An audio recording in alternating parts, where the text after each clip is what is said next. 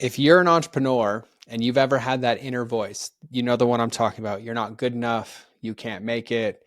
This won't work. Number one, you're not alone. I found a study that said 93% of leaders admit to having an inner voice telling them those same things. And it costs us everything in missed opportunities. But what if our biggest limitation wasn't our strategy, but as today's guest calls it, the invisible vase of beliefs that we've been carrying around since childhood? Or welcome back to the Mind of George show. This is the show for entrepreneurs who know that scaling their business isn't just about strategies and tactics. It's about breaking free from outdated business models, throwing the copy and paste strategies and tactics in the trash, and literally letting go of those inner mindset limitations so that we can scale with ease. We have marketing and messaging that connects and converts because it's aligned with who we are and aligned with our customers that we're trying to help. And today's guest was a gift. This conversation was a gift. Her name is Dima Ghawi. She's a transformational leadership expert. And I don't even know if I can do this justice, who escaped death threats and cultural imprisonment to teach people and help other people by becoming a beacon of courage for leaders worldwide. She spent her life shattering her limiting beliefs to achieve monumental things compared to where she came from. And she now helps executives and entrepreneurs break free from those invisible barriers that are holding them back from their full potential. And we got into it, and I was in tears during this episode and after the episode, because we talk about the hidden cost of carrying childhood limitations into our leadership, either with our team or with our customers, how to identify and shatter what she calls the invisible vase that's holding us back, with an incredible series of 5 questions for you to answer that will help you break free. Those questions help unlock your inner fire, your true potential, and to give you passion and purpose to pursue. Why forgiveness is the secret ingredient to sustainable success,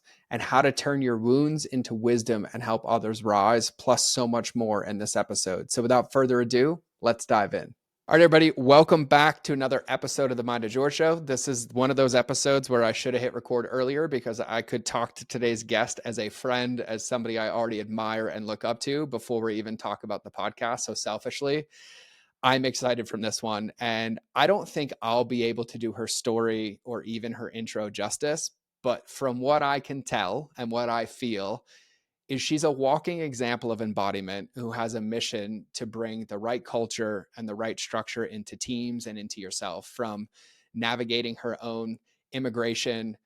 And I love this. I saw this in her bio: Middle Eastern in her genes, but American in her heart, but a global citizen in her spirit. I think that I can feel that wholeheartedly.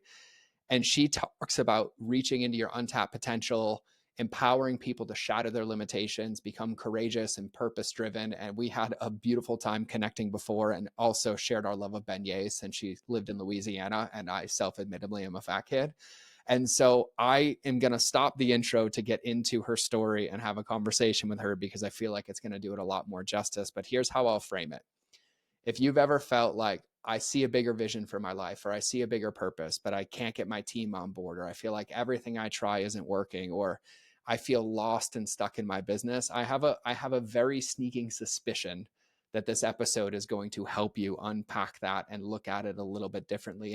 And dare I lead the horse a little bit and say, you might be shattering a vase of beliefs that you've been holding on to be able to recreate a life that you love and a business that's filled with purpose. And so without further ado, I'd love to welcome my new friend Dima to the show. And it's Dima Ghawi like Maui. I had to say it. It's Dima Ghawi like Maui. So Dima, welcome to the show. Hi, George. I'm so excited to be here. Me too. Me too. And now you're in Texas. So, we're hitting the US thing. And I want to ask, because I was telling you before, I'm just so intrigued by so many of these conversations that we've already been having. And there's so much through line in a topic that I see happening all the time, where I see entrepreneurs who end up chasing this external success. And it's like they always hit a level, and then they rebound back, and then they hit that same level, and then they rebound back. And, you and I were talking about how we end up bumping up against the ceiling Mm. of our own kind of limitations. And it's something that you're really, really passionate about, and also really, really good at helping. And so I'm just kind of throw you the horn and be like, can you unpack that and share your perspective for us? Yeah, absolutely. It is the first thing for us to realize it is so normal when we're experiencing that.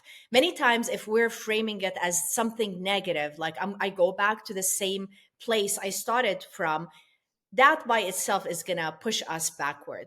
But if we realize this is first, it is normal. Second, it is to question, why are we going back? Because many times it is linked to something that happened long time ago in our childhood, which is hilarious. We may be in our 40s, 50s, 60s, 70s, but the little child is still alive inside of us. And maybe we were told that we're not good enough, or we're not smart enough, or something.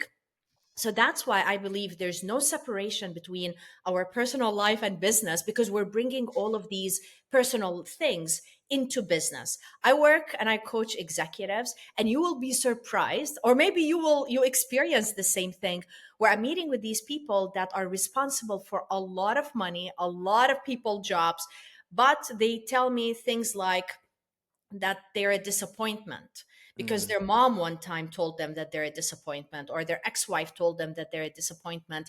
So as a result, they're afraid of making decisions, they're afraid of taking risks, they're afraid of making mistakes, because there's this horrible voice in their head that keeps telling them that they are a disappointment, or they're trying to avoid being a disappointment. So how are they going to advance and take major risks or be creative if they keep having this terrible voice in their head?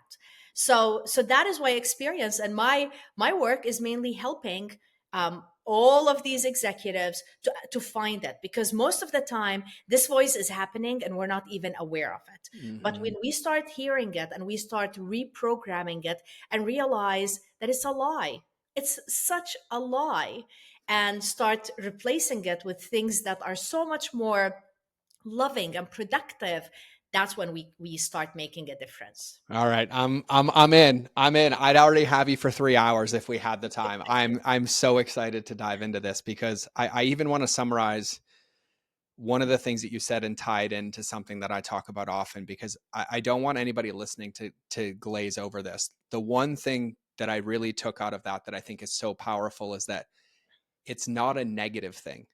It's something to be curious about. And I've said this for years, that awareness is the finish line.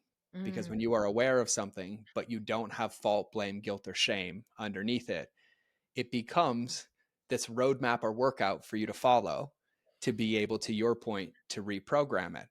And I just, as this geeky guy who studied psychology his whole life, we're not born with any fear besides falling and loud noises. Everything else is a trained behavior. But to also hear what you said, it's this active pursuit of flexing a different muscle and reprogramming this muscle and choosing like empowering beliefs to be able to do it. So like I'm ready for this roller coaster ride with you because I'm already like kind of in love with this.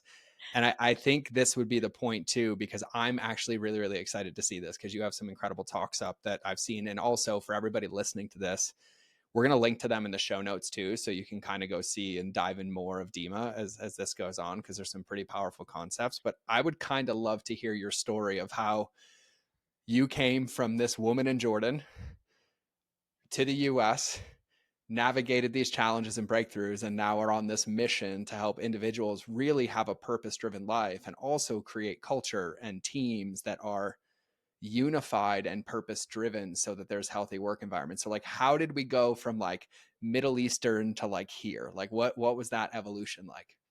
Wow. Well, I can summarize it by saying I am not living the life that I was born into. I'm supposed to be living a whole different life, but instead I'm here and doing the things that I absolutely love. So, yes, I was raised in Jordan, but I was born in Turkey. Mm. And when I was 5 years old, I was playing with my grandmother in her kitchen. I loved my grandmother. She was always so much fun and playful, and she's very, very creative. And that day, she wasn't as happy as usual. She held a glass vase and she said to me, "Do you see this perfect glass vase? A girl is just like it. If it gets cracked for any reason, you can never fix it, you can never glue it back, and that's the one we throw in the trash because no one would want it." So I was 5 years old and I was taught this terrible message and such a terrifying story that something, if it gets broken, then it's not good enough and we throw it in the trash. And that's supposed to be how my life is going to be judged. So, what my grandmother was doing was she was teaching me early on about the expectations of my community, that I have to follow, I have to obey, I would be judged, I have to be constantly perfect. And I have to mention something because whenever I say Middle East, a lot of people automatically assume things about my background and judge related to my religion. I was born and raised Catholic, so I mentioned this early on to make it appear, like to make it very clear that this has nothing to do with religion. That we all, regardless where we are taught a story related to the vase. Maybe my story is a vase. Maybe your story is something different. We're all living with an invisible vase. So I followed and obeyed. I did everything as I was expected. And I looked at people around me, how they were masking their identity. They were depressed. They were living just to be accepted by others and doing the right thing because otherwise there would be consequences. I got married very young through a traditional marriage introduction. He's like my ninth cousin, and I and we moved together to San Diego to follow his career aspiration. So at that, when we met, I was 19 and we got married when I was 20. And that marriage was abusive. It was terrible. I was away from family, even things, simple things that people take for granted, I couldn't do. I wasn't allowed to talk to my mom more than like 15 or 20 minutes a week. I wasn't allowed to have friends. I wasn't allowed to leave our home without permission.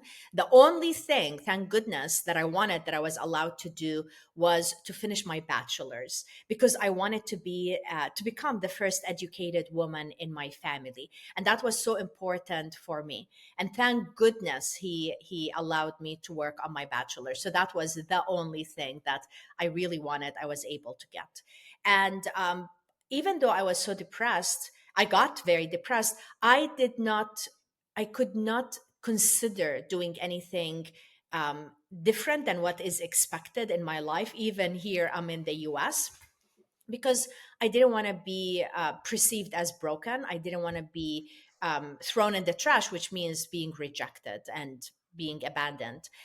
So I lived the life that was expected of me, but the problem was that I kept getting deeper and deeper into depression. Even though I was forcing myself to live that life, my body was not aligned with what was happening, and I just got more and more depressed. I got to a place where I couldn't do it anymore. So I was 25 and I packed and I escaped. And even though to some people this may sound like so empowering, but my entire community disowned me, and one decided to have me killed. So, in my small community in Jordan, and if a woman does anything that's not accepted by the father, the uncle, the brother, they just kill her. And it's still happening. And they call it honor killing because they believe they are bringing the honor back to the family, which there's no honor in this terrible thing. Uh, but I found myself 25, alone, with no money and with no community, totally broken, very depressed. And I had to recreate my life. I had to start a new journey. But the problem was, I didn't have a role model. I didn't have somebody that I could follow and I say, I want to be like this person, or specific, like I want to be just like this woman. I didn't. But I knew something that is so powerful. And it is a phrase in Arabic that translates to knowledge is light and ignorance is darkness. So I continued focusing on the knowledge. I finished my bachelor's, worked on my master's because I wanted to bring knowledge into my life. And it was a big deal because I became, even with everything that was terrible that was happening around me, I became the first educated woman in my family. And I started with this knowledge, I started to discover more about who I am, started looking at people around me and wanting to be just like them. And that's where the story started. Wow. That's first, I'm just going to say thank you. Thank you for sharing that. Thank you for sharing that so openly. And a whole lot of things make sense to me now, from the courage to be bold, to create the life you want, to live with purpose and to live with passion. I imagine it. I want to ask this question personally. I've lived through similar circumstances and situations with different wrapping paper, nothing to that degree, right? Nothing to that degree.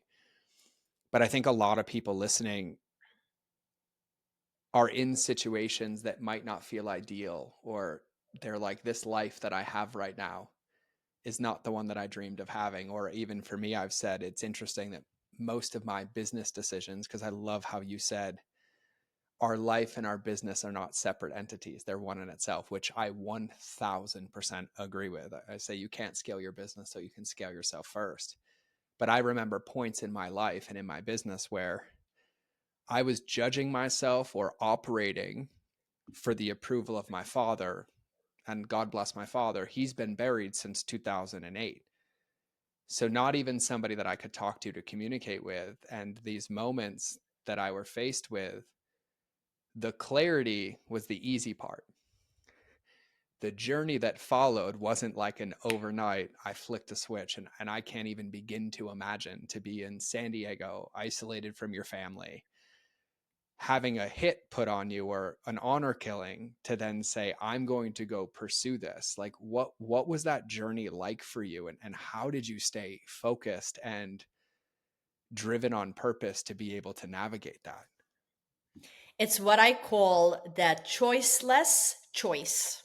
Mm, It's not that I found the courage and I was fearless and I had no choice. I needed to survive. And sometimes it's not bad, right? Because that's when we're pushing ourselves to do things beyond our imagination. Initially it was terrible. I remember at that time there was the movie company, remember Blockbuster? yeah. They Oh had yeah. a they had a deal of 30 movies in 30 days for $30, Yep. and that was something I could afford. So every day after work I would go, I would stop at a Blockbuster, get a movie, go home, watch it multiple times, fall asleep, and then wake up the next day, the same thing. And I just needed to isolate myself. I was living in a very low income neighborhood that was very unsafe, but that was all I could afford at that time. But back to your question, sometimes we have no choice but to take the risk, and that is a good thing, because our life, our spirit is forcing us to do something that otherwise we would not choose to do that. And in my situation, I needed to move forward. I could not stay where I was, because if I think about, going back was not an option. So moving forward is the only option, and moving forward was through education, through paying my bills, through being able to start envisioning a different life that I can create. We have the power to create our own stories. And yes, there's going to be fear and consequences. And I'm not saying, by by no way, I'm saying feel the fear and take action like a lot of other motivational speakers, because there is going to be consequences. But how can we be kind to ourselves? Take it slow, start envisioning a life that we wanted, and to find the help around us. Like in my situation, I had some of my coworkers that started supporting me because I didn't have anybody. That one of them even invited me to her home. She was my manager. And when the death threats got really bad, she wanted to make sure I'm safe. So she took me to her home, where she lives with her brother and her mother, and they cooked for me, and she dyed my hair, and they just wanted to create a safe space for me. And I needed that. In the past, I would not accept help. But at that moment, I needed to accept help, because that was the only way I could survive. So It's just to start building a new vision. And like when we hear about the power of envisioning your life, or like the movie The Secret, this stuff works, because when things really got bad, all I could envision was wearing the cap and gown and about to receive my diploma. And just that vision gave me the motivation to deal with one more day, another day. Wake up, thank God for the day, do my best, and then go to sleep and thank God that I'm still alive. And then the next day, do it again and continue having this vision, the North Star that keep moving us forward. Because sometimes just like doing the minimum is good enough. I'm so glad that you said that. I'm so glad that you said that. And I there's so much weight under what you just shared, and so much rings true for me, and potentially for people listening. The two parts that I want to pull out, one I want to make a comment on, and the other one I want to ask a question about is, for me personally, I find, because I love God with all my heart, I find that when I'm not relying on him, he puts me in position. So the only thing I can do is rely on him. I can't use my ego. I can't use my logic. I have to just bow down. And you said, I surrounded myself with people and started accepting help. And a lot of entrepreneurs that I know, that I coach, you and I both, and myself included, is when the going gets tough, part of that vase comes back of like, I can't ask for help or they're going to judge me, and we self isolate. Mm, And there's so much power in being seen and being supported and being in community when you're in those moments, because I think as human beings, we're tribal creatures, right? Like together we can achieve so much more. And so I didn't want to glaze over that fact of like, that part of like asking for help and allowing people to pour into you and allowing yourself to be witnessed in it is so, so powerful. And I want to ask you about courage, because you said it. You're like, it wasn't that I like got the courage and I'm like gonna go do this thing. And I think, even for me as a former Marine, what I used to say to people is like, motivation does not exist. Intentional aligned action does. Like motivation comes as a byproduct of choosing something new. mm, And you were put in a situation where there was a choiceless choice. The circumstances around were the kind of the catalyst, or the Parkinson's law, to create this event in this moment. But can you maybe, and I would just love to hear kind of like your definition of courage and like how you see courage and where it comes from and like how to use courage. Like I would just kind of love to hear your thoughts on that. oh wow, I love it. Um, as you were asking me the question, it is the message that came to my mind is that courage is the adventure of exploring new territories, new experiences that otherwise our path is not leading us to. Mm. When we start seeing it that way, it sounds to me fun, right? It doesn't sound scary. And I want to bring up something too. Like when we're talking about courage, many people may hear your story, your journey, my journey, and they would say, "Oh, they're so courageous. They're so fearless." And I don't know about you, it doesn't come naturally. Nope. It is still difficult, even though we're preaching and we're standing on stages and speaking to thousands of people and influencing CEOs. We're still afraid. Yep. And like even now, I feel that I had a vision for my business the last 10 years, and I'm so grateful that I accomplished everything I wanted 10 years ago. So I'm living the dream that I had 10 years ago. But now I am recreating what I want to do in the next 10 years, in the next vision.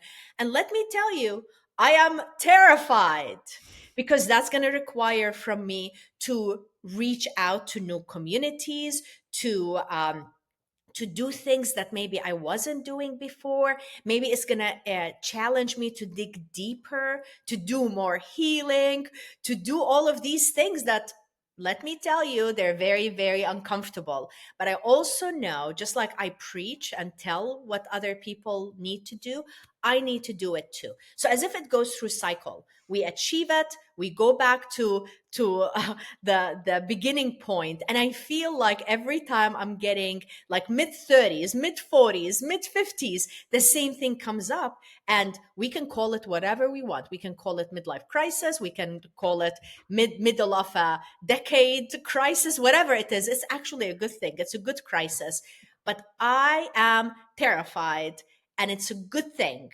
because that's when I'm gonna really connect more with my soul in order to be able to do more. I love like the thing that resonates so true for me and how you define curiosity is courage is really the willingness to be curious about the opportunity on the other side of the door. And I was on a personal connection call with one of my friends yesterday, and he does events. Giovanni, love you, bro.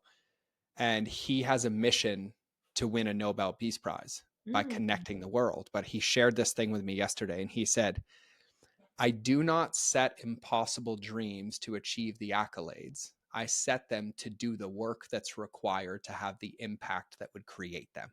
Ah, And wow. I was like, can we just pause for a moment? I'm just going to let that like marinate through every soul and cell in my Wow. body. And when you talk about this, I also think it's really important to acknowledge, and I love the humanity and the humility in it, that the the fear, the sometimes the anxiety, sometimes the unknown, even with me as a man of God, like that's what faith is. Faith Mm, is for me willing to step in the dark, knowing there will be a foot place for me to rest my foot, not mm, knowing that there's a step that I can see, because that's not vision. That's building something I've done before. That's stepping towards something I know exists. Like that's what mm. faith is for me. Yeah. And so I just want to acknowledge too, like I've given, I don't know, 10,000 talks in my life. And I always joke with people that there's always a backup t-shirt for when I get off stage, because no matter what, I'm going to be drenched in sweat. Like I Mhm. still get nervous. I'm still like, am I about to give this talk? Half the time I'm like, I don't even know what I'm going to say. I'm just going to trust God and let it flow through me. But I think this acknowledgement of fear, even to an earlier point of yours, that curiosity in going into those quote unquote hard situations, which I would reframe as new, is the retraining of that muscle to reshift and break that vase that we get stuck in over and Mm, over.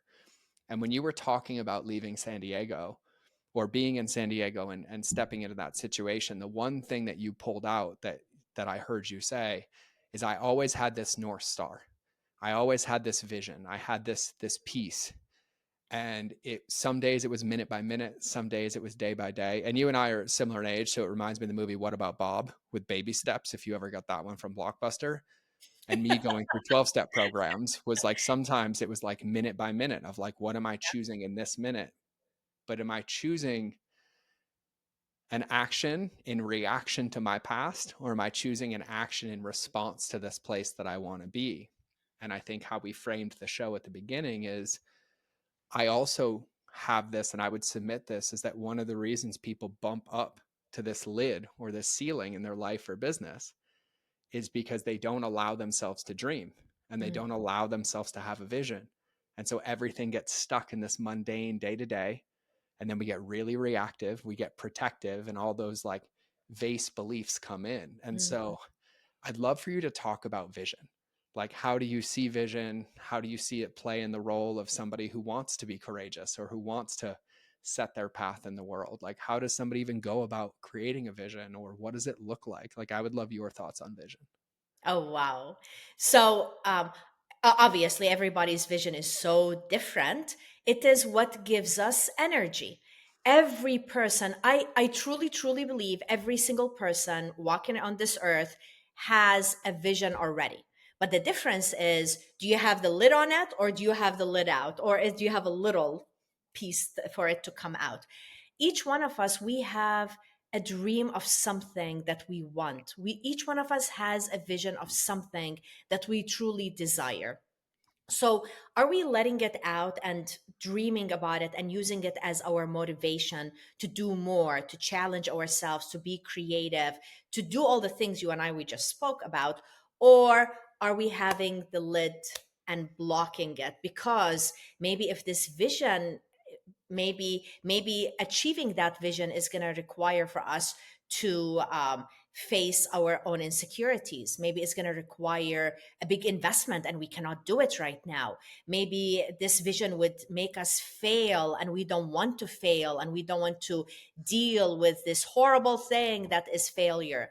So when you're asking about the vision, I want to challenge and encourage everybody listening right now. You know what your vision is. It is the thing that energizes you. It is the thing that you're truly born to do, even though it may be so weird and it may be something out of like the common of what is expected of us, but you got it. So take some time, write it down, and start thinking about it. Bring color to it.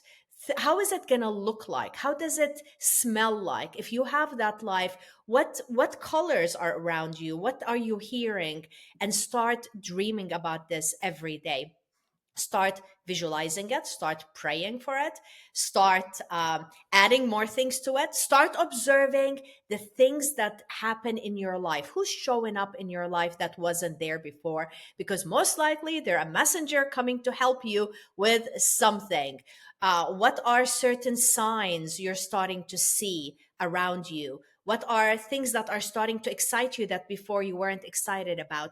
And it's so important for us to also realize, without putting pressure on yourself, it doesn't have to be done today, but keep it alive, keep watering it, keep dreaming about it, because maybe it's not today. Maybe you're waiting for your child to finish high school before you commit to something bigger, maybe something in your life, but keep moving forward with it by keeping it alive, because one day you have the power to create it. And I want to mention one more thing.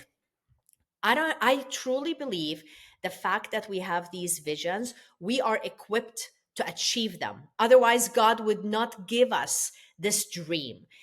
Every dream we have, every goal we have, we're already equipped to achieve it.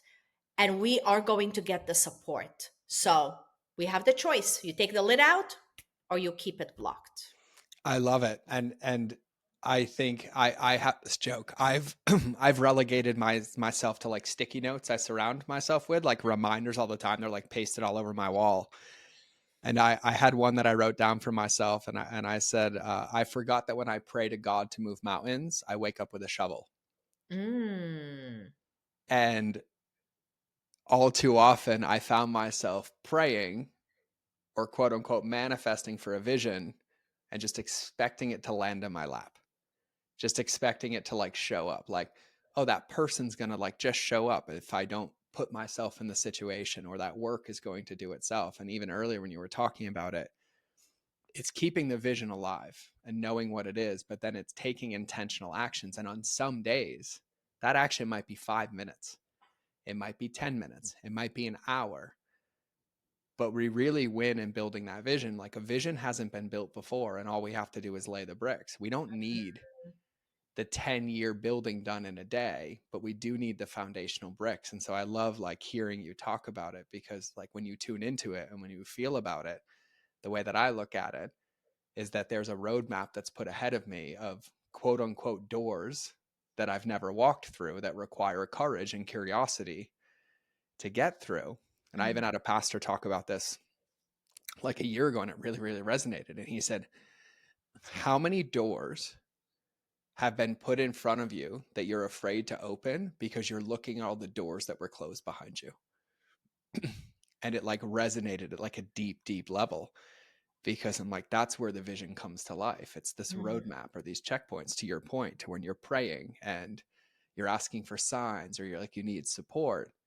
It's also going to look different than it's ever looked before. Yeah. And even our brains, biologically, your reticular activating system is tuned into all the old. You have to start creating different views and different habits and looking for opportunity. Because the note that I would add, and I say this to people I coach, like CEOs and entrepreneurs, you don't have a vision if it has decimal points included. That's not a vision. That's a result of a vision. And I love how you talked about color. I use the word texture. I'm like, Hmm. I want to feel it. I want to see it. I want to smell it. I'm like, I want you to tell me what your morning looks like when you wake up 10 years in the future. Like, what were you wearing? What were your pajamas? What did your kitchen smell like when you looked out the window? What did you see? Like, what were the colors? What state were you in? Like, this place where, like, to your earlier point, we're really retraining our brain as a muscle to start to notice the things that we want to pull in. And we see this all the time. Everyone's like, oh, that's woo woo, that's blank. I'm like, no, it's science. It's actual science at this point. It's been studied enough. And you even said this earlier, having gratitude for where you are and being grateful allows you to shift your view from lack to possibility, to start to see Mhm. those things. Yeah. And so I know, like, I'm just like, I love summarize this, but I also love this conversation like so deeply. I'm so excited to, like, and this is your podcast, and I'm like, I'm going to shut up in a minute, Dima, I No, promise. no, don't. I'm loving it. This is so great. Because the other thing, and this, I was praying on this the other day, and they were talking about, one of my pastor friends was talking about the story of Moses with the thorn bush and talking about the fire in the thorn bush. And he basically related it to, all too often we wait until situations look great to bring God into them. But if you bring God into your current situation, it goes from a challenge to an opportunity because Mm. you start to see it differently. And I hear so much of that in, like, the undertone of what you're saying and the action and having this vision that I genuinely love it. And I want to talk about the vase for a minute because Mm. we brought up the vase. Yeah. I would love it if you could explain to everybody kind of the vase. You don't have to give your talk away, but like the vase, because I love the story, and we should go the Japanese route, the kintsugi route, where Yes, they mend yes. vases with Yeah, gold. I use Not, it in my keynote. Yeah. yeah, not doing it. But I think for everybody listening, you know, I love the concept of a vase because it's all these stories and these paradigms that were formed. And I know everyone's like, yeah, but I want different ones. So I would love to, like, kind of hear your concept of the vase and how somebody can go through the process of really, like, either smashing that vase or repairing the vase or repainting the vase. Like, just Mm. kind of what does that look like for you? I call it rising from the shards. Mm, Right? So it's not a matter of shattering the vase alone. That's not enough. We need to rise. So we know by now that the vase represents limitations, expectations, the sense of perfection. And regardless where we are around the world, regardless of our skin color, our gender, we all have these vases. I used to think it's just me because of my background being in the Middle East as a female, that I am, people like me would have the vase. But now, as I'm working with people from all around the world, we all have it. We all absolutely have it.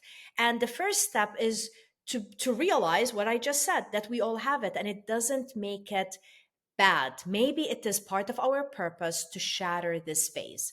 Maybe God gave each one of us one of these vases in order to trust more, to trust in God, to trust in ourselves, because that is so important, and we haven't talked about it so far.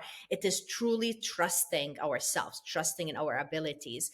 And as we're working, we realize this vase, maybe it is the voice in our head that's telling us we're not smart enough, we're not in the right height, we're not in the right shape, other people have a better car or they have better house, and what is wrong with us. To recognize all of these things, to write them down, and to start working on a detox. So write down all of these negative thoughts and start changing them into, what do you want to start telling yourself instead, which may initially appear as a lie. Maybe instead of saying, like, oh, I have such a big nose, and look at myself and I have such a cute nose. You may listen to yourself and you're like, I am such a liar. But then you realize later that doesn't even matter. Like, really doesn't matter. And so that is the first thing, is to recognize, to be aware of these horrible programmings, the stories we were taught, how we perceive ourselves. The second part is what we were talking about earlier. If we get the chance to create the life that we want, how is it going to look like? So that's when we spend time visualizing, being creative, dreaming, even if at that moment it is not, it feels not possible, or it doesn't feel realistic. Just dream and write it down, journal it. I never, like, I used to hear a lot of people talking about the power of journaling, and I would be like, I'm not doing this. Me until too. recently, and it is so powerful. It is Me too. it is so much fun to go back and read what you wrote, and you're like, wow, I'm such a great writer. So so that the second thing is to create the dream. The third part is to start cleansing your contacts. Start watching who is adding value to your life and who is not. And I'm not saying become rude to the ones that are putting you down or not aligned with your energy. I'm not saying that. Just don't make time for them. And start making time for other people that are uplifting you, that are bringing positive things into your life, because obviously our surrounding is so important. Now, the next thing is knowledge. I mentioned earlier, knowledge is light and ignorance is darkness. So, what is the knowledge we need? Maybe we need to go take a course. Maybe we need to learn something on YouTube. Maybe we need to, knowledge is self awareness, more meditation, more self reflection. And as we're doing all of these things over and over and over again, we're going to realize that the vase does not fit in our life anymore. And that's when we start building more courage to do something about it, to shatter it, and to start rebuilding ourselves, because we have the vision, we have the knowledge, we have the community, our tribe, what you talked about earlier. And to realize that maybe things are not going to go well initially. Maybe there's going to be consequences. Maybe our biggest fear is going to become, it's going to happen. Just take it one day at a time, one step at a time. Continue to build your faith, continue to trust in yourself, and just, again, that's going to take you to the right path. I love it. I love it. And for anybody listening to this, this would be one of those moments to pause and rewind and to genuinely take what Dima said and wrote it down. Because also, I'm just going to speak personally. For years, I struggled. I struggled with depression. I struggled with suicidal ideations. I struggled with my vase and trauma stacked on top of trauma, stacked on top of trauma. And I also got addicted to thinking there was another answer and another answer instead of just simply taking the action on the things that would rise from the shatters and from the pieces of that vase. Mm, And I think that it's so powerful, like having awareness first. Once you have awareness, you find either what you want or don't want, which then gives you the ability to give yourself the permission slip to dream again, to like genuinely sit there. And dreaming could be driving in the car in quiet time, or my favorite place, the shower. I take a shower, and then when I'm done, I pray and I lay down on the floor and let the water hit me, and I just stare at the ceiling, warm water, and I have the most creative ideas. Or I go hike up a mountain. But one of the most powerful quotes a mentor gave me, and I've said this on this podcast 7,000 times from Sunday, but he told me I had no purpose for my life. And I was like, why? I'm paying you to give me an answer. And he's like, not my answer. He said, you've never been quiet enough to hear God's whispers. And it like created the stillness practice in me that I've never let go of. And I give it to my clients, but like allow yourself space to dream. And the bigger your dream, the more space. Like you got to be able, this isn't a like, oh, I'm going to set a timer on my phone for 5 minutes. I'm going to do it in between dropping the kids off. Like, no, it's intentionality of continually tune in and even harnessing the muscle in our mind to allow ourselves to dream again, yeah. to not go through this filter of like, well, the world says I can't, or my partner says I can't, or they said I can't. Like you get to have to go through those to get them out. And I tell everybody, like, empty them out, because the moment you get them out, which leads me to my third point, which is why I love that you mentioned journaling, guilty as charged, where I'm like, I'm not writing this stuff down, Yeah. whatever. Like I'll speak it out loud. Now I have like a vision board on my couch over there, and I have literally notes and pages where I journal them out. But I also, for everybody listening, one of the most powerful tools that you can do is to speak it out into existence. And I think, as you know, as a breathwork facilitator, one of the things that we say is if it's coming up, it's coming out. So even if you find yourself in these moments where you're like, you see this vase that the world created for you, speak it out loud. I love recording audios Mm. and then deleting them. Or Oh I love wow, writing I it on don't do stick that. notes and throwing them in the trash. And I found this, and Dima, steal this all day. But when there's those moments that come in where I'm in like self doubt, I made a rule with myself that I allow myself to be right. So I give myself 2 minutes to be right about my doubt. But the rule is I can't do it in my head. Oh, So I wow. either have to record an audio and listen to it, or I have to call somebody I love and integrally tell them what I'm thinking. Mm, And it is gone in a moment's notice, because like thinking about calling my mother and being like, by the way, I think I'm such a failure and I can't do this. I don't even want to have the conversation. So it gets it out. So I'll record an audio and then I'll listen to it. And like within 3 seconds, like my inner soul is like cringing that I said it and wow. that I felt it. And it's how I like reprogram those. So for everybody listening, it's a really powerful tool to get it out into the world so you can be a witness of it. Because if it gets stuck in your brain, that's why they say the devil's in the details, you'll Yeah. just stay stuck in that Wow. rumination. And so it's really, really powerful. And I love the way you broke it down. But I'm talking about this so much because what Dima just laid out is a genuine 100% roadmap to start bringing your vision to life.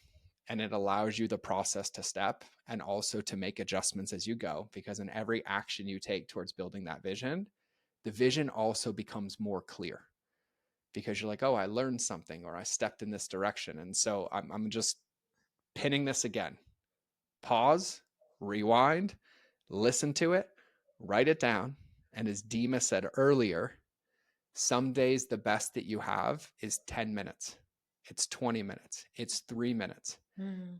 But keep the dream and the garden alive by watering it every single day.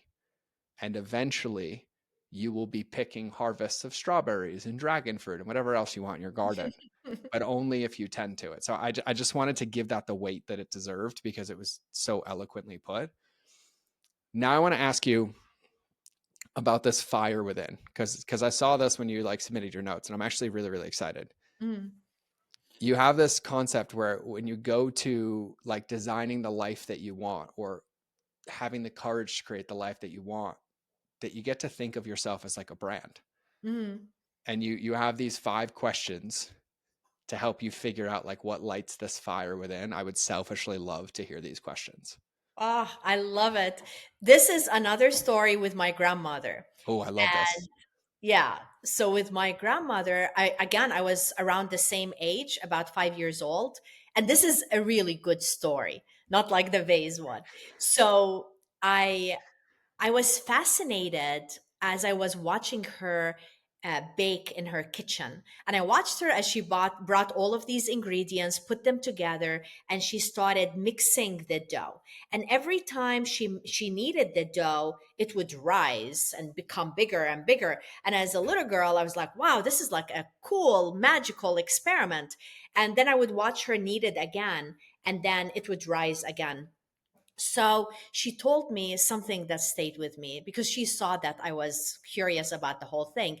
She said, the more you knead the dough, the more you make it smaller, it's going to rise again, even higher.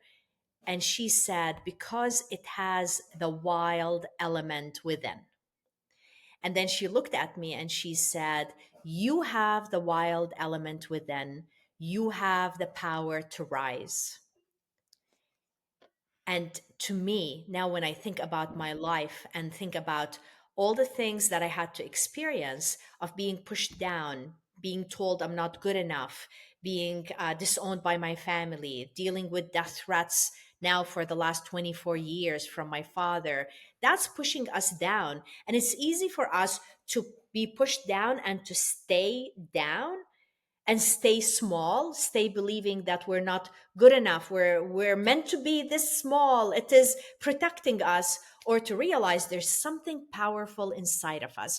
We have the wild element to rise, but the thing is, what are the ingredients that we need to put together in order to create that? So for making a dough, we know what the ingredients are. It's you're bringing the flour, the yeast, the oil, all of this, and it's very, very scientific, it's very clear.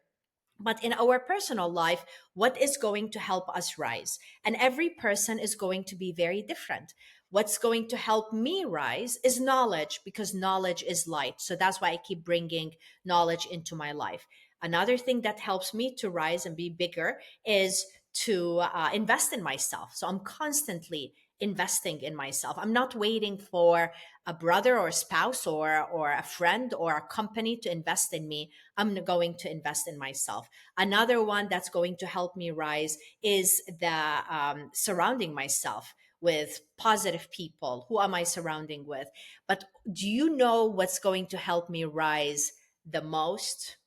Is forgiveness, because that's something you and I we haven't talked about so far. It is the most thing that keep pushing us down.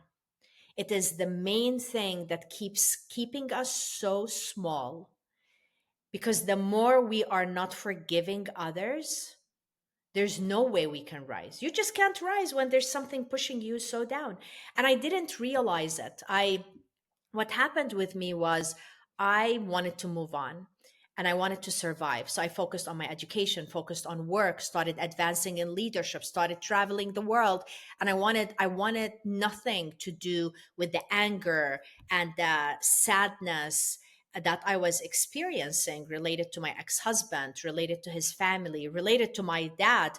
So I say that I put it in a big black, invisible, big black box. I hid all of that and I locked the box. But once in a while, this box opened a little, and all of these memories and the sadness and insecurity came out. And even though I may be at a high in my career, I would feel so insignificant, so depressed. It would take me all back. And I got that was 2008, I remember. I got the swine flu. At that time, it was a big deal. And I ended up very, very sick, and I couldn't work anymore because my work was what I escaped from. I escaped from everything by becoming a workaholic, and I called it ambitious. I was not ambitious at all. I was working hard, but I was escaping. That's what I was doing. So I got very, very sick, and I was home for a month and a half on short term disability because the swine flu attacked my liver and I was really sick. So even though it may sound like a terrible story, it was the best thing ever. I'm so glad I got the swine flu. I'm so glad I was stuck home for a month and a half and I couldn't interact with anybody. And at that time, there was no Netflix. I didn't know about it. So I was like very, very bored. And that's when I realized, oh my goodness, I cannot keep going like that. I cannot keep escaping my emotions. I cannot keep all of these horrible things in the big black invisible box. I need to face these things and I need to forgive. It was horrible, painful, because I started looking for different methods of healing, and counseling at that time didn't work for me. I just did not want to sit in front of somebody with a notepad and just taking notes and look at the clock on top of my head and tell me, wow, our 45 minutes is over. Well, let's schedule for next week. That didn't work. I had to dig so deep inner child work, reliving every single memory. And it was so painful. Sometimes I would need to sleep for 3 or 4 hours after each one of these sessions. But every time I was doing this, and it took many years, I became lighter.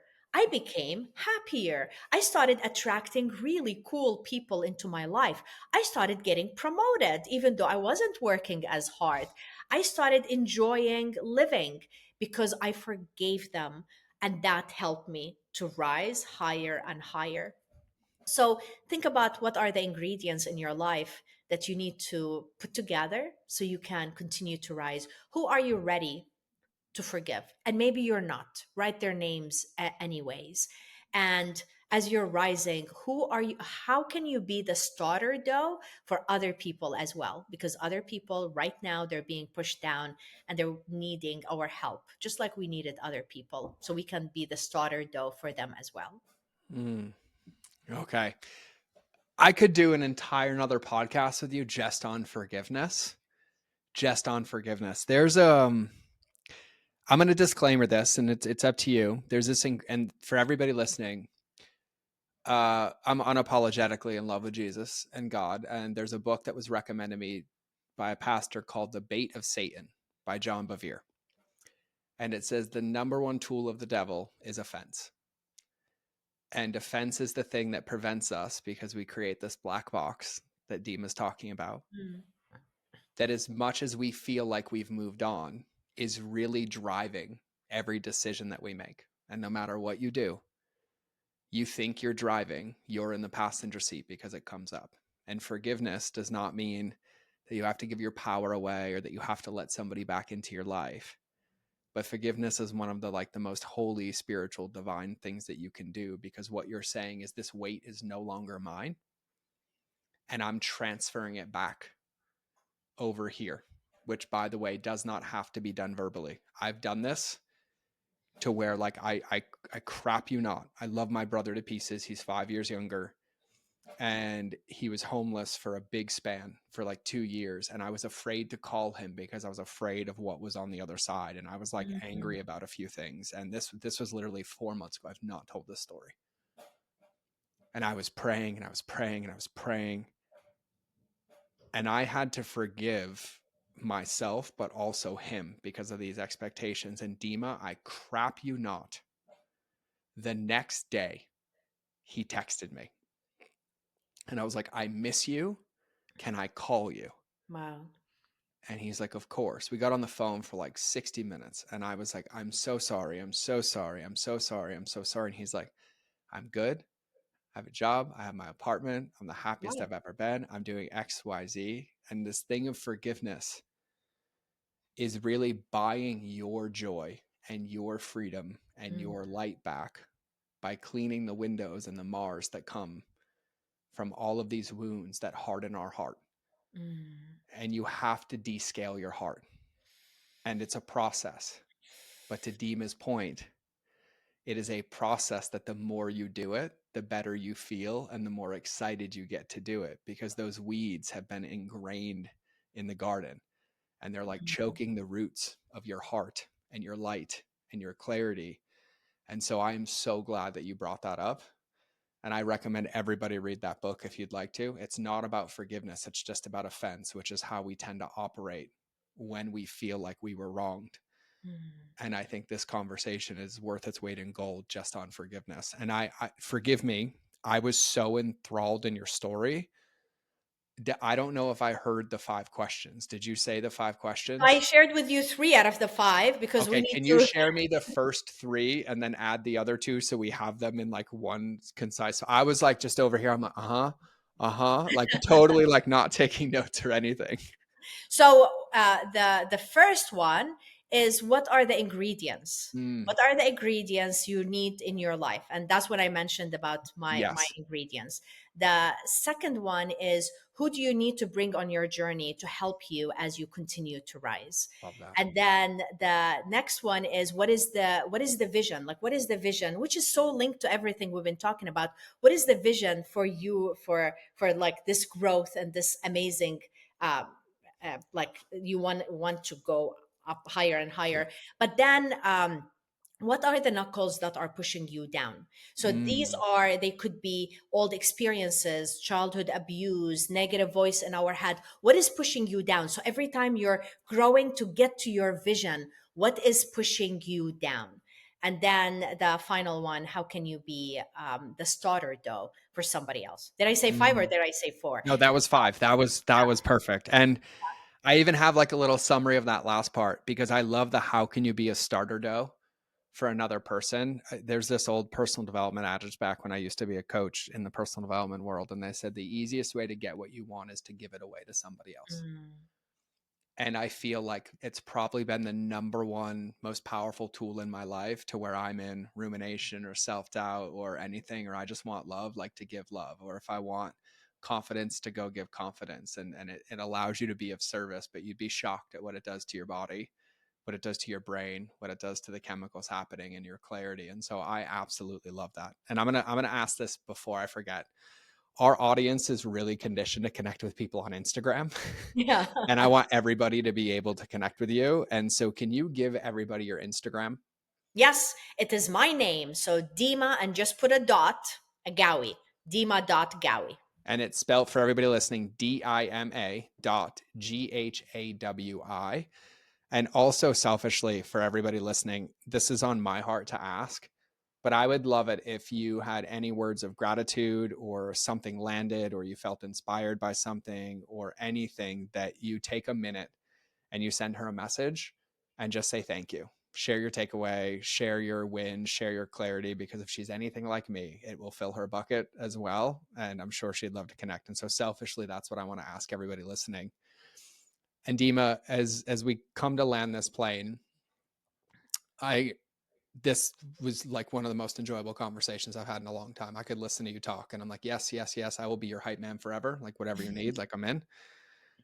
But I want like some closing words of wisdom, and I want you to imagine, because you've navigated a lot. Like I can't even begin to understand some of the things that you felt and some of the things that you've experienced, nor the, for lack of a better term, the darkness that you willingly dove into to really like take the knuckles that were needing you and to do that work and to heal, to be able to do what you do now and to be able to inspire so many people. But I want you to imagine that everybody listening to this episode forgot the first 58 minutes. They don't remember anything that we said, but in this moment, you have the ability to impart wisdom on them that will like permanently tattoo into their soul. Mm. What would your tattoo wisdom be for everybody listening? Oh wow. Um wow. My my tattoo wisdom to them would be shatter the hell out of the vase. We all are here. We all have it. It's part of our purpose to shatter it. And as you are going through the journey, you're not alone. You have your faith, you have your spirituality, you have the right people that would show up, and you deserve to live the life that you want, because you're being chosen to be put on this earth to live that life. And it is so short. So why not experience it? I love that wisdom. I love that wisdom. And this is going to be a reminder for everybody listening. I say this a lot. This conversation was packed with so many tangible nuggets that allow you to take the first step. But I'm going to go out on a limb and say, if you're hearing this and it resonated, it's your permission slip to step and to do it bite by bite, whether it's answering those questions, whether it's giving yourself permission to dream, whether it's taking a bite out of that vision that you've been thinking about all the time, whether it's stepping in to learn something, finding another community. It's taking action on one of these things today, knowing that you're worth taking action on, and then protecting it consistently. And I know personally that Dima would love to hear from you. And if I can support you in any way, you all know how to get a hold of me on Instagram. I'm annoying with how much I mention it, but just slide into my DMs. You have my permission. But if there's anything you want to share, if there's anything you want to be witnessed in, if there's anything you want to let off your chest, if you need support, if you need encouragement, reach out to either of us. And I'm sure both of us would be willing and able and ready to support you. And so, Dima, just from the bottom of my heart, just thank you for sharing. Thank you for being embodied in what you teach. Thank you for being an example on the other side of the processes that you shared. Thank you for being courageous and so authentic and so open with your story. I genuinely appreciate you coming on the show.